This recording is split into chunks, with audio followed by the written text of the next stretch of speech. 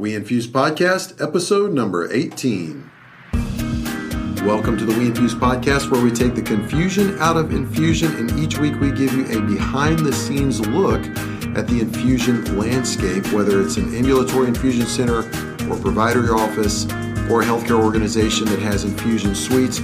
Our goal is to provide you tips and tactics so that you can grow a successful business and give patients the best care possible. And this week we have a really interesting podcast because we interview Marissa Shackleton, and she's the executive director of the Elliot Center. They have one of the largest multiple sclerosis centers in the New England area, and she has helped navigate multiple changes in that organization, even going from using a management company to manage their infusion center to them leaving that management company and managing it all on their own.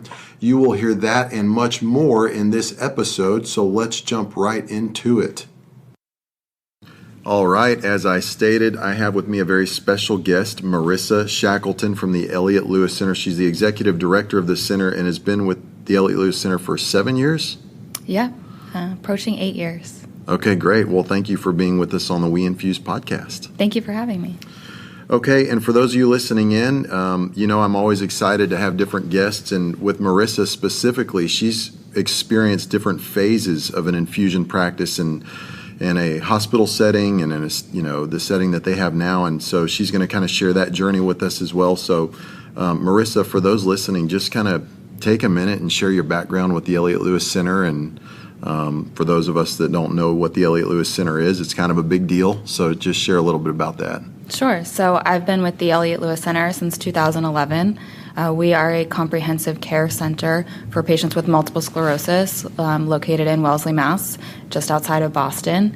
We have 2 MS specialists who are very focused on patient care. They spend a lot of time with their patients. We have a research team, an on-site infusion center, and some dedicated nursing and administrative staff. That's great. And so you guys, I know you mentioned before we started this about going through different phases and kind of what it takes to start an infusion practice and stuff like that. So kind of share that journey with our listeners, because we interact with people a lot that are already in different phases, but it's kind of rare to talk to somebody that's been through multiple phases and just the different business model, the different clinical settings. So share that journey with us. So our practice has always been private, but was previously located in a hospital setting. So our first experience with infusions was in this hospital setting. Our MS patients were infused on an oncology suite, and it was like that for many years. And the hospital made some changes, and we're no longer going to infuse MS patients in the oncology suite. So we had to make a decision on how we were going to continue treating our infusion patients, and we decided to work with an infusion management company. And we worked with them for about 4 years. We learned a lot from working with them. And then about 2 years ago, we parted ways with the management company and have been on our own managing the infusion center. So I've seen it in 3 different phases, and it's was challenging to get our infusion center up and running under our roof, but definitely rewarding. And so for people listening, when you say you had a private practice that was part of the hospital and then the hospital decided to not see patients for infusion, was that something that was pushed by the payers, or was that just a hospital policy? How did that come about? It came about with an oncology. Dana-Farber came in and bought out the oncology department, and it was exclusively oncology. So the MS patients needed to be treated elsewhere. And at the time, only Tysabri was on the market for an infusible MS medication. So we had quite a number of MS patients that we needed to switch over to our own infusion suite in a short amount of time, because those patients are coming in once a month. Gotcha. And so now what all do you guys infuse? And you see specifically neurology patients, right? Specifically neurology patients, and nearly exclusively multiple sclerosis patients. So we infuse all the approved products for multiple sclerosis. So Tysabri, Ocrevus, Lemtrada. We do have some patients where we infuse Rituxan or IVIG, some Solumedrol infusions, but the bulk of our infusions are the three main MS infusion medications. Okay, got it. And so when you guys had to move and figure out what to do with all of your patients and have the right setup and all of that, did you go into like a standalone infusion suite that was only for infusion, or did you have a regular practice with an infusion suite built in? So initially, we converted an office to an infusion suite. We had 3 chairs when we first started, and that was maybe 4 or 5 years ago. Now our office has relocated and our infusion model has changed to being a private infusion center, and we have a 7-chair infusion suite with full-time and a half-time and a couple per diem nurses. We have a full-time infusion coordinator and in-house billing. I think all of those components, building those up from the beginning, have helped us be really successful. Sure, and that's a lot. I mean, that's a lot of moving parts. I mean, you guys must be pretty busy. So with that said, and you're going on almost 8 years now, what would you say has been one of the biggest challenges you guys faced managing this on your own, having the staff that you have in place and the processes and the patients and everything happening, all the moving parts? What would you say has been one of the biggest challenges you guys have dealt with? Opening an infusion center is perceived as a risk, and it is a risk, but it can be a calculated risk. One of our challenges was getting all of our ducks in a row before terminating our management contract, making sure that we had an infusion coordinator who could process the authorizations and understood how to manage appeals and referrals and run a benefit investigation, check the insurance a few times before the patient's sitting in the chair, and which WeInfuse helps us with as well, making sure that we're not infusing any patients with terminated insurance. We hired in-house billing. It was something we'd always sent out before, and having someone in the office who communicates regularly with our infusion coordinator, so the two of them work closely on making sure that everything is set on the front end. You have your authorization and your referral before you ship it out to bill, or you might have a problem. So I say a lot that no one cares about your patients like you do. So our team of 15 is really passionate about our patients and caring for them and making things happen quickly. So we've seen a great decrease in the amount of time between prescription and patient in the chair with this model. That's great. And for some of the people listening, I mean, we have a pretty broad audience, from investors to physicians to practice administrators that listen to this podcast. So I'm just thinking specifically for practice administrators who have made that decision to outsource the billing but now are thinking about bringing it in-house, how would you say, I mean, what are some good ways to navigate that process? Because for most people that I talk to, that's one of the scariest things, is going from outsourcing the billing to bringing it in-house. I agree. It's scary, but things happen so much quicker in-house. When you're dealing with an outsourced billing company, you're one of many clients. You may have multiple people working on your account, and they don't have the turnaround time that someone in your own office would. So a denial may sit on someone's desk for weeks. You have to be cognizant of timely filing and timely appeals for denials, and those things can get lost and they can get written off. When you have a biller in-house and something gets denied or a request for medical records, the medical records are at their fingertips, and the appeal can go out the same day. I feel like that is very unusual to happen with an outsourced billing company. Yeah, you just have a lot more control over the process. We talk to people, especially people that are starting an infusion practice, that a lot of times it really is a good idea to outsource that billing, especially if you don't have people trained in-house that can do that. The last thing you want to do is get somebody for them to learn through their own mistakes and making really costly mistakes in the practice. But I also talk to quite a few practice administrators and just people at infusion practices that are navigating that process, and it sounds like you guys definitely have some of the pros. I mean, there's pros and cons, obviously, in both scenarios, but that's interesting to hear. So well, tell me this. With what you've been through and where you're at today, what would you say is your main area of expertise today and your role there at the Elliot Lewis Center? I think that I've learned a lot in the course of building this infusion practice that is solely managed by the Elliot Lewis Center. It's something you often only do once, and you learn so much along the way. So I'm trying to share some of my knowledge with others who are in similar situations. What I've learned is how important all of these different moving parts are in getting a patient in the chair and getting claims paid successfully. The infusion coordinator, the biller, the infusion nurse, and the prescriber all work very closely together to make this happen. You really need to be a well-oiled machine for it to be successful. Okay, good. That was going to be my next question is what's one big key takeaway that you would want to share, and what would it be, just to make sure you've got your processes down? To make sure that everything is in line on the front end before putting the patient in the chair. It's a lot easier to do the work in advance than try to backtrack. Yeah, and we agree, obviously. I mean, with WeInfuse, that's the whole point of our software solution, is just to make sure you've got every I dotted and every T crossed before you even schedule the patient for an infusion. So that's good. So let me ask you this.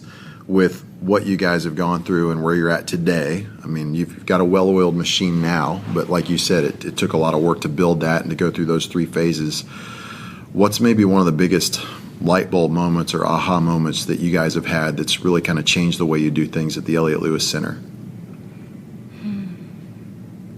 I'm not sure if there's one moment that I can point out. I feel like it was a learning experience over a period of time. We learned from being in the hospital setting. We learned from being with the management company. We've learned a bit from our colleagues and their processes, and it's brought us to this well-oiled machine that we have now. So I think it was a steep learning curve, but it was a constant learning process all along the way. But I like what you said at the beginning. It's a risk, but it's a calculated risk. And it seems like you guys have really gone into it with that mindset to just analyze the process and make sure you're doing things the best way that you can. It's the best for the patients. Like I said, we have really minimized the amount of time to get a patient in the chair. And we're also seeing that a lot of patients who are infused at hospital centers are seeing site of care issues. And as a private center, we can take these patients, and we're happy to see the MS patients. In our area, there aren't many private infusion centers because it is a calculated risk, but having this option for patients, I think, is really important. And that's so good. I mean, that's our heartbeat as well. Anytime we talk to a new potential customer, a lot of times we schedule a discovery call, and the whole point of the call is to analyze the workflow, and it's analyzing the patient's journey. What happens when that patient gets an order for an infusion? What does the office do then? How do they manage the workflow? And our heartbeat is that if you have an efficient, streamlined workflow, you can focus more on the patient. The patient gets better care because the back office staff, the nurses, everybody has a better process. They're less stressed. The nurses are more focused on the patient and on the patient experience. And we kind of took cues from the dental world, because when you go get your teeth cleaned, the dental hygienist is solely focused on you. They have everything around them that they need. They're not getting up and leaving and coming back multiple times. They really have it down. They have the process down to where you just get the best. You should get the best service possible. And so we're trying to do what we can with our customers that are on WeInfuse to kind of bring about the same experience to where the office can really focus on the patient. Of course, there's so many moving parts of the process like you described, but that's the goal. So it's really neat to hear you share those same values. And I know one of the things you mentioned was that you've also recently been really passionate about patient access issues and insurance issues, and so share some of that, some of the things that are on your heart about that. I think that patients and providers find health insurance and financial assistance challenging. It is a very difficult world to navigate.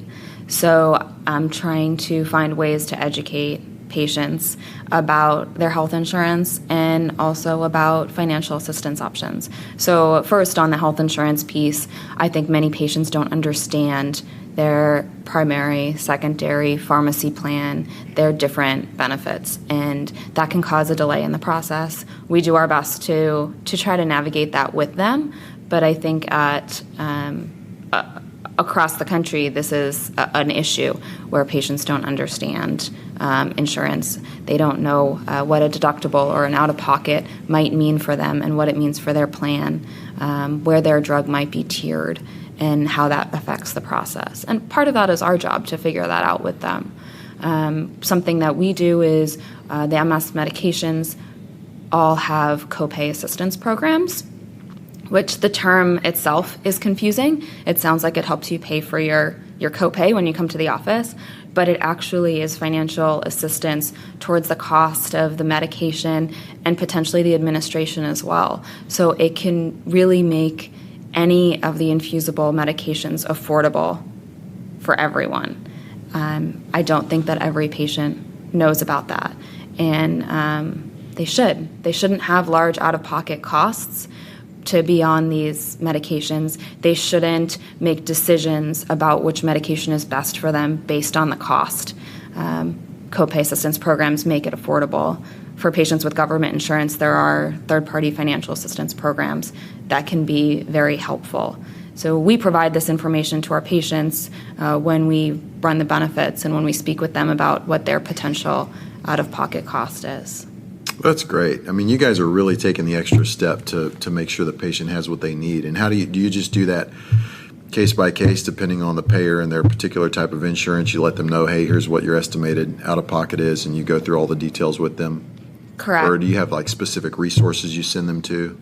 So in our process, we run our own benefit investigation in conjunction with a pharmaceutical company benefit investigation, and that lets us know what the patient's responsibility would be. If the patient has an out-of-pocket cost, we talk to them and help them enroll in a copay assistance or financial assistance program, depending on what their insurance is.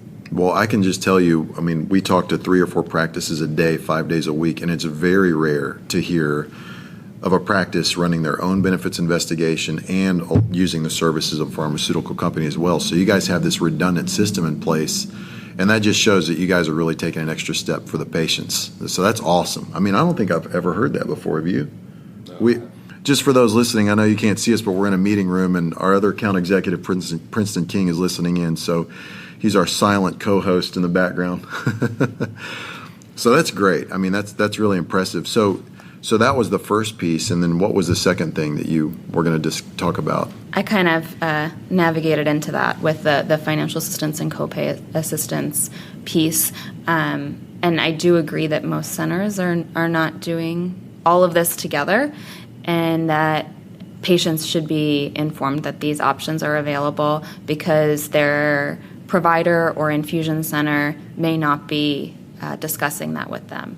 And in our center, our providers and infusion center is together. We're in the same office. They are down the hall from each other. So our providers see patients in the infusion center every day.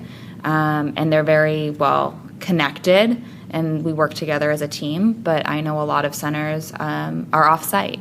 So having that team approach and connection is a little bit more challenging when you're not in the same room. That's a great point, and I'm thinking back to a number of episodes back on our podcast where Reese Norris was on the podcast as well and said one of the critical components to grow a great infusion practice is the team you have in place, and that's what you just spoke to. So I think that's great. I mean, you guys are clearly doing something special and unique, and a lot of people we have on the podcast, their heart is in it. They really care about the patients, and that comes across with you as well. But you guys, you clearly have a heart for the patients, but it's just from what I gather, you've got some pretty detailed processes in place as well to make sure that patients have access to these life-changing drugs. And I think that's key because it's like navigating a maze for these patients, navigating insurance. I mean, it's confusing to me, and this is the world I live in, and it confuses me daily. Just things that change with payers and reimbursement and access to drugs and step programs and all these other things that happen. So that's really neat that you guys are helping the patients with that. Well, what would you say is one last piece of advice to anybody listening to this particular episode? It's tough to pick one piece of advice. I think to learn from your experiences and ask for advice from others. We have learned a lot by asking for advice from others. That's a great point, because there's not a lot of infusion practices talking to one another saying, hey, how can we learn from one another? So that is a great point. And of course, this podcast can help with that. So, well, thank you so much for joining us for the show. And for those of you listening, if you haven't done so before, Elliot Lewis Center is a customer of WeInfuse as well. So please be sure to check out our website at WeInfuse.com and request a demo of the software if you haven't done so before. We are really passionate about partnering with infusion practices to put a powerful process in place so that you can give the best patient care possible. Now, before we finish this, I want to say you can find Marissa Shackleton on LinkedIn as well, and you can see some of her background there. And if you want to reach out to her, you can definitely connect with her there as well. Thank you. Yep, Marissa, thanks for being on the show. Thanks so much.